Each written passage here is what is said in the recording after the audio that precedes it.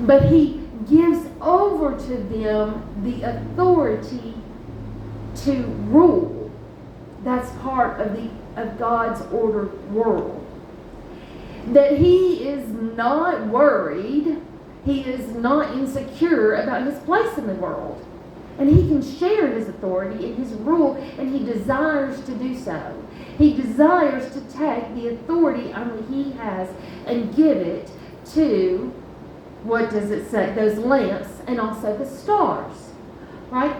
I give you authority to manage the light of day, and he's created time. Right?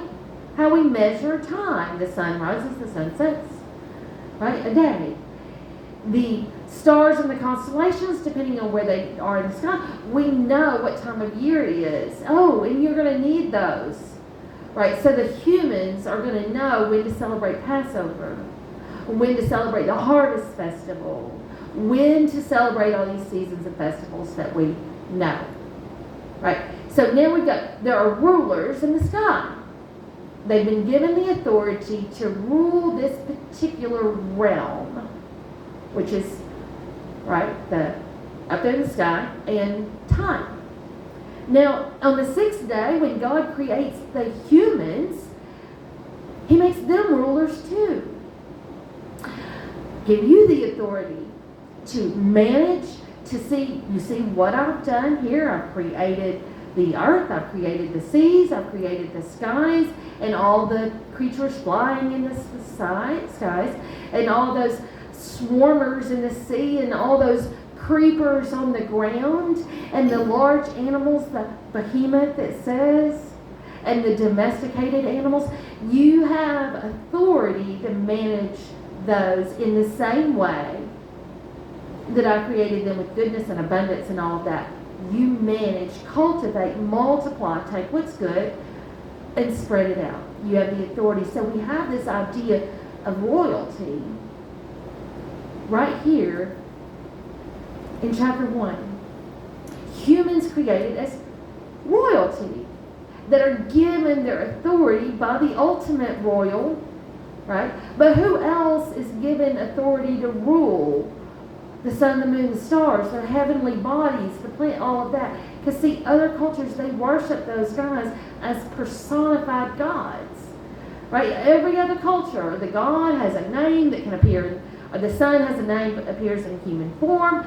And so the Israelites, the diss track, if you will, says, oh, you think the sun, the moon, the stars are worthy of your worship? Like, okay, we're going to say, yeah, God created those creatures, those beings, and he gave them some authority, but they're not the ones that he gave authority over earth. He gave the authority on earth to us. Now, in the Second Temple of Judah, this time right about Jesus and before, these Bible nerds, they put a lot of thought into this. And they said, these spiritual beings, because in the biblical world, in this narrative, that's what they were lesser spiritual beings created. They didn't create anything. Only one Elohim created, and he was not created. Yahweh God always was, but not created, but created all other things. And this brings us to a whole new understanding of really what flows throughout the Bible, because there's a whole lot of things that we look at and we read in there and we think it's about us.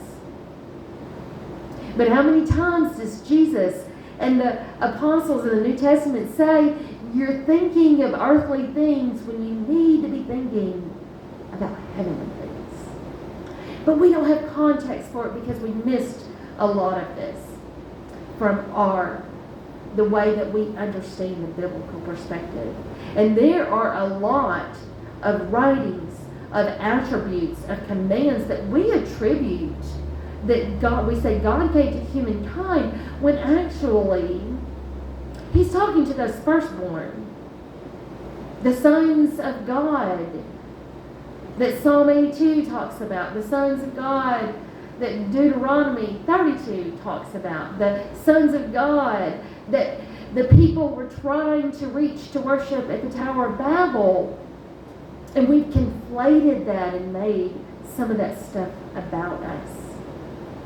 And what we've done in that is created some false narrative. Sometimes just because